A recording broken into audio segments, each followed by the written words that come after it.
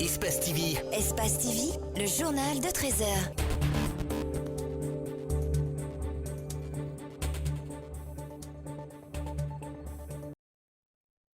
Bonsoir et bienvenue sur Espace TV. Voici les titres de ce 13h.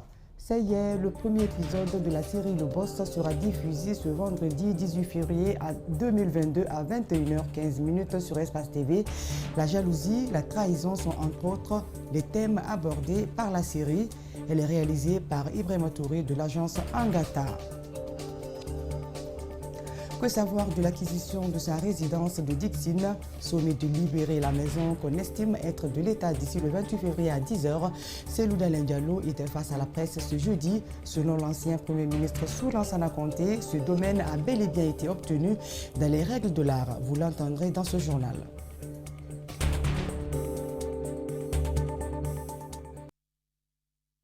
Merci de choisir Espace TV pour vous informer. Le Boss, c'est le titre de la nouvelle série guinéenne diffusée pour la première fois ce soir sur Espace TV. Le Boss montre plusieurs facettes des entrepreneurs, parfois dans des moments turbulents ou pas, les combines et les trahisons qu'ils peuvent subir durant leur parcours. Le réalisateur guinéen Ibrahima Touré a passé au crible toutes ces réalités de la vie en entreprise et pas seulement. La première projection a eu lieu ce jeudi soir. Le compte rendu de Marissa Camara et Yacouba Traoré. Le Boss, une nouvelle série guinéenne qui nous parle de la vie en société, les difficultés entrepreneuriales sur fond de trahison. Les entrepreneurs au cadre ont fait le plein de la salle pour mieux cerner le message véhiculé dans cette série. Le Boss. Produire quelque chose de potable, pas pour produire seulement du contenu de qualité, pour dire qu'en Guinée aussi, il n'y a pas que des manifestations politiques, il n'y a pas que ce côté sombre qu'on montre à l'étranger, mais il y a aussi une jeunesse qui est là, qui est consciente, qui se bat pour redorer vraiment l'image de ce pays.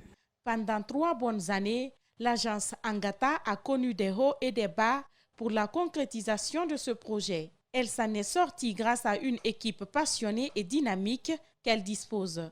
Ce partenaire n'a pas hésité un seul instant à les accompagner.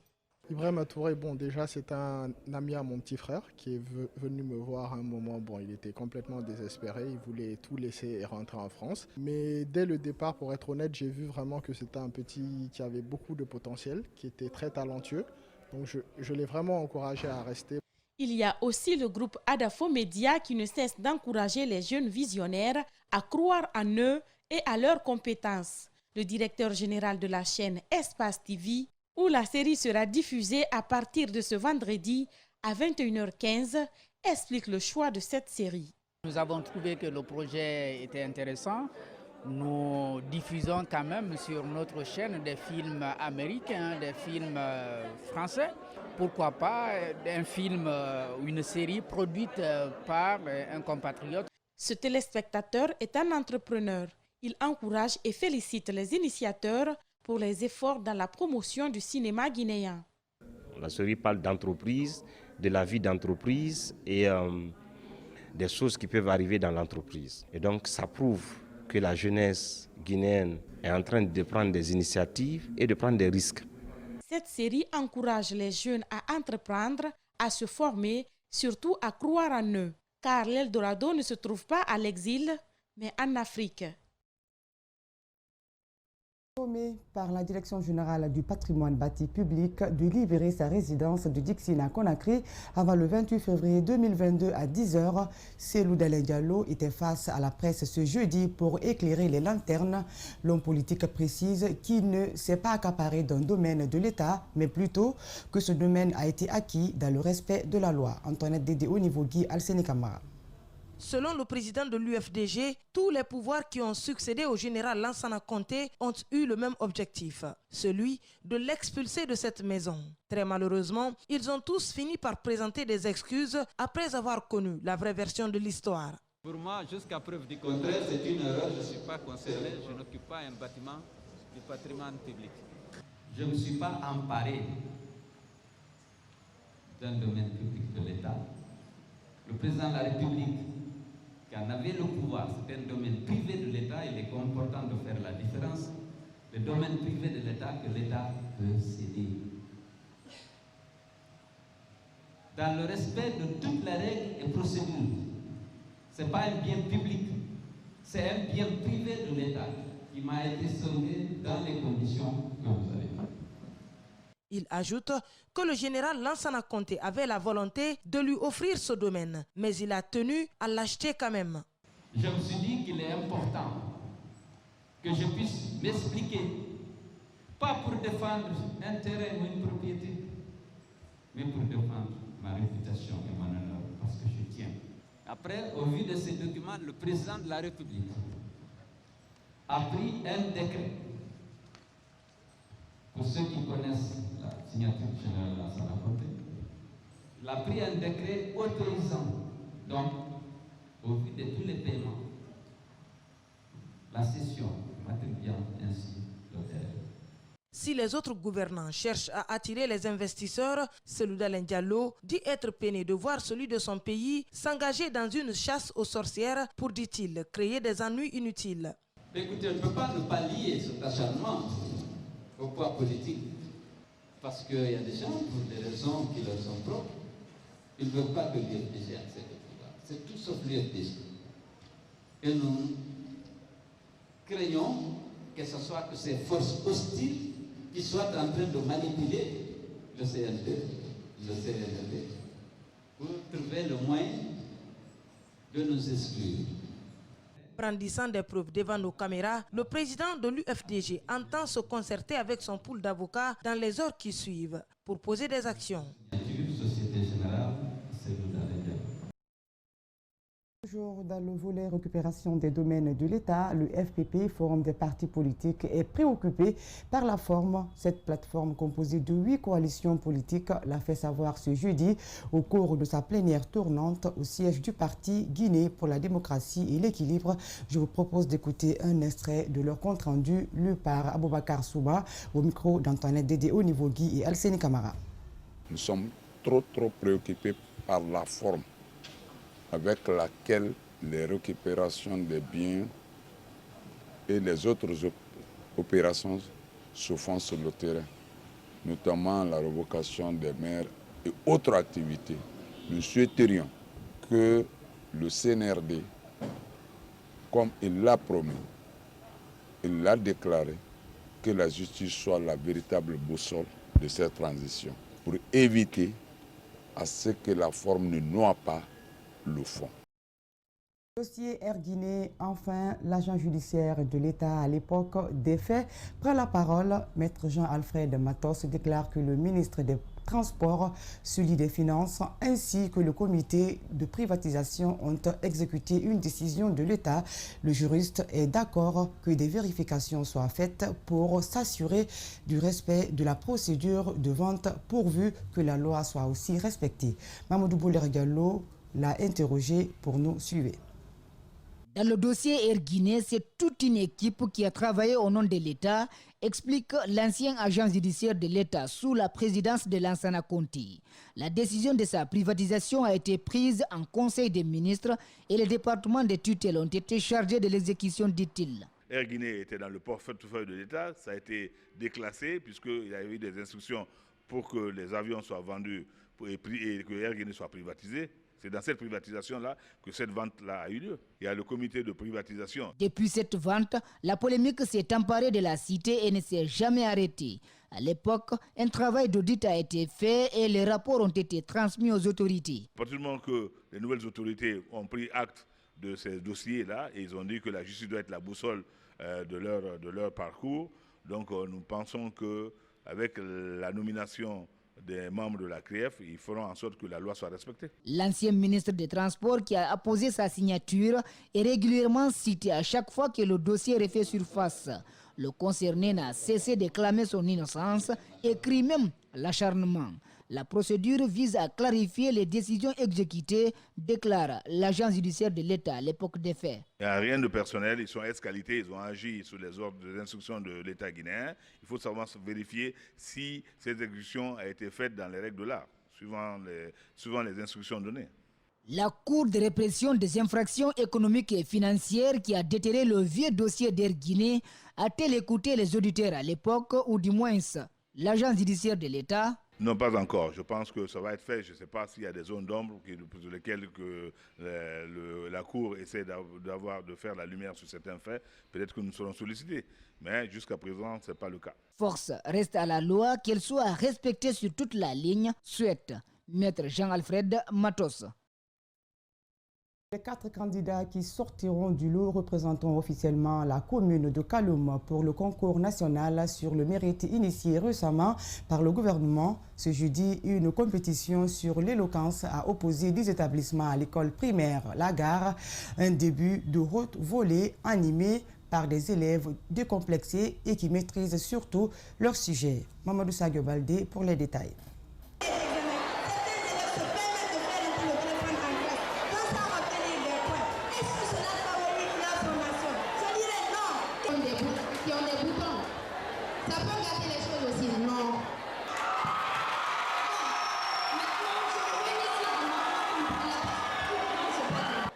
On se croirait dans une salle de classe ou parfois dans un tribunal, tellement que les candidats ne veulent pas se faire de cadeaux.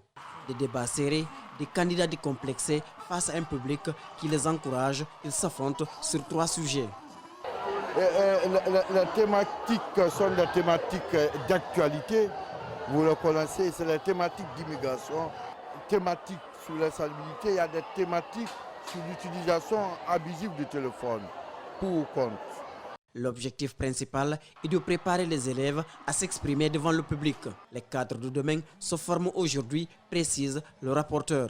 Déjà fini avec le concours Miss Mathématiques et aujourd'hui nous sommes avec le concours d'éloquence et vous avez vu même la qualité même du débat de nos élèves, non seulement au collège mais aussi au lycée.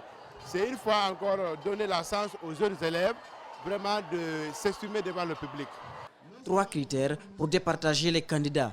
Et tout se joue là, car faire face aux défaillances techniques et résister aux perturbations des écoles adverses relève d'une sérénité et une maîtrise du sujet.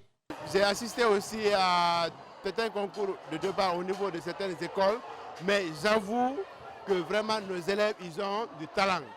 Et ça, c'est une opportunité que nous, en tant que responsables du système éducatif, qu'on les a donné pour vraiment exprimer leur talent. Et Inch'Allah, seul le maître va primer. Ce mini-concours permettra aux encadreurs des 10 établissements partagés entre 4 lycées et 6 collèges de porter leur confiance en 4 candidats qui sortiront vainqueurs.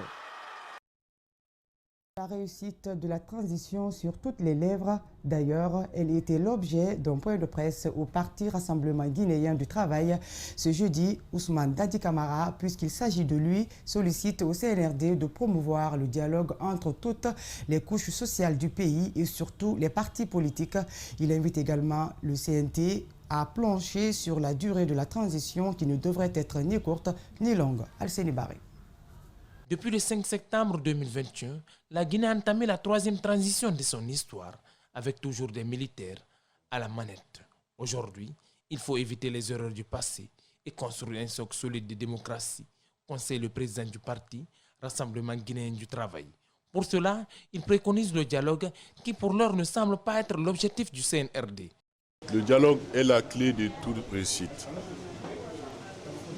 Nous devons faire très attention à ce qu'on dit, à ce qu'on fait. Accepter de céder, ce n'est pas une faiblesse. Accepter de céder.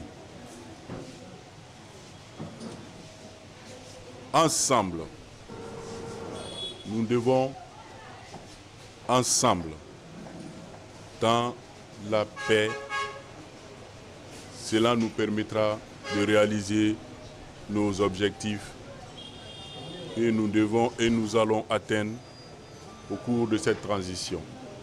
Le CNRD navigue à vue, sans consultation de la classe politique et des autres couches sociales du pays. Pourtant, selon Ousmane Dadi Camara, la réussite de la transition en dépend. Il est important que ce couloir soit créé pour que le CNRD, la classe politique, les confessions religieuses, les coordinations, que nous puissions avoir une plateforme de dialogue permanent. Ousmane Dadi fait confiance au CNT, Quant à la détermination de la durée raisonnable de la transition, un chronogramme ni court ni long. De l'arnaque ou un service fiscal reconnu par l'État. En tout cas, quelques commerçantes victimes sont confuses dans ce trafic qui devient de trop. Depuis quelques jours, des commerçantes du marché Niger à Kaloum disent être menacées par un groupe de personnes qui relèveraient de la section santé, hygiène et de la salubrité publique du gouvernorat de la ville de Conakry. Ils exigent et prennent des gros montants pour la taxe fiscale dans les différents services commerciaux évoluant dans la capitale. Reportage Djenabou Bagora, Ali Badara Kamara, Ibrahima Sori Kamara. Fatoumata Kantara, commerçante au marché Niger, porte la voix des victimes. Selon elle, depuis 2 semaines, un groupe de personnes composé de 3 hommes et une femme, sans aucun document justificatif et qui se réclament de la section santé, hygiène et de la salubrité de la commune de Kaloum, leur réclament de fortes sommes selon la taille des boutiques. D'après eux, ces montants vont dans l'assainissement de la ville de Conakry. Le premier jour, ils ont parlé du service d'hygiène, dont je n'ai pas compris leur relation avec le service d'hygiène. Ensuite, hier, ils m'ont dit qu'ils relèvent du gouvernorat de la ville de Conakry. Donc, j'ai essayé de contacter quelqu'un là-bas. Mais nous voudrons savoir la cause ou le but, où va cet argent. Ils ont réussi à soutirer de l'argent à bon nombre de personnes, comme Radiane Nelly. La première fois, ils sont venus, j'ai dit, j'ai pas d'argent. Ils sont venus 2, 3, 4 fois. J'ai dit, combien je vais payer maintenant? Ils me disent que je paye 500 000, que sinon les autres, on les impose 1 500 000, 2 millions. J'ai dit, mais normalement, c'est les gens qui ont des restaurants, c'est eux qui doivent payer. Nous, on n'a pas de restaurant, on ne salit rien. Nous avons reçu en offre un des agents du gouvernorat de la ville de Conakry. Selon ce dernier, cette taxe parafiscale se catégorise en 3 types. Les grandes entreprises sont fixées de 8 à 12 millions, les moyennes de 15 à 10 millions et les petites de 500 000 à 2 500 000 par an. Une pratique qui existe dans presque toutes les communes. Je voudrais qu'on soit entendu par le public, parce que si c'est de l'escroquerie ou c'est des arnaqueurs, qu'on sache que cela doit cesser dans ce pays. Nous sommes des Guinéens, on est habilités à vivre ici dans la liberté. Que chacun soit libre de vivre chez soi, qu'on ne soit pas menacé par quiconque. Au gouvernorat de la ville de Conakry, nous avons tenté de recouper auprès des responsables de la direction hygiène, mais aucun ne s'est prêté à nos questions. Direction à l'intérieur du pays, plus précisément à Senkou, dans Beila, où la pisciculture devient de plus en plus convoitée par les habitants. Cette activité, bien que génératrice de revenus, n'est pas sans difficulté. Les pisciculteurs de Senkou souhaitent plus d'attention de la part des autorités sur l'élevage du poisson, qui aujourd'hui est un véritable pourvoyeur d'emplois dans toute la région forestière. Nos reporters André Moussi, Milimono et Aboubakar Kekebangora ont rencontré un pisciculteur. Suivez le reportage. Senkou est à 60 km de la préfecture de Beila. Ici, parmi les activités économiques que pratique la population, figure la pisciculture, une activité que Mohamed Koné a choisi d'exercer depuis plusieurs années. Cette activité, selon lui, est en plein essor dans la localité. Le taux de chômage diminue progressivement. Le marché également ne manque pas de poissons. La pisciculture, c'est domaine, c'est un projet, c'est une initiative, c'est le milieu qui peut donner l'opportunité. Compte tenu, pour la réussite de la pisciculture dépend de l'encadrement technique et le zone. Parmi les espèces de poissons qu'il élève figure la silure, mais aussi le tilapia, qui sont les plus consommés ici. Cette eau dans laquelle baignent des milliers de poissons est renouvelée à chaque fois qu'elle change de couleur pour maintenir les poissons en bon état. C'est l'une des difficultés de Mohamed Koné. Actuellement, nous avions des difficultés pour le problème de la sécheresse concernant le changement climatique. Donc, après ça, nous avions difficulté des semences. Parce que bien vrai, nous sommes encadrés par Piscopam, mais eux exigent qu'il faut qu'on fasse des étangs de barrage. Et dans notre zone ici, il faut l'étang trou. Il souhaite développer et moderniser son activité pour multiplier ses revenus. Il souhaite également que les autorités du pays fassent de ce secteur une priorité. C'est de nous appuyer techniquement et nous appuyer aussi sur le problème de la fabrication des aliments des poissons. Parce qu'il y a beaucoup de pisciculteurs guinéens qui s'investissent dans le projet de la pisciculture, mais l'alimentation les fait à genoux. Ces pisciculteurs de Cinco sont aussi appuyés par des experts venus des pays voisins qui les forment dans le domaine. Chers fidèles, vous aurez tout à l'heure, après ce journal, l'intégralité de la conférence de Cellou Dalein Diallo. Merci de votre attention. C'est la fin de ce journal. Il a été coordonné par Zenabou Bangora, conduit par l'équipe technique de Mafata Sano. Restez avec nous, le programme continue sur Espace TV. Au revoir.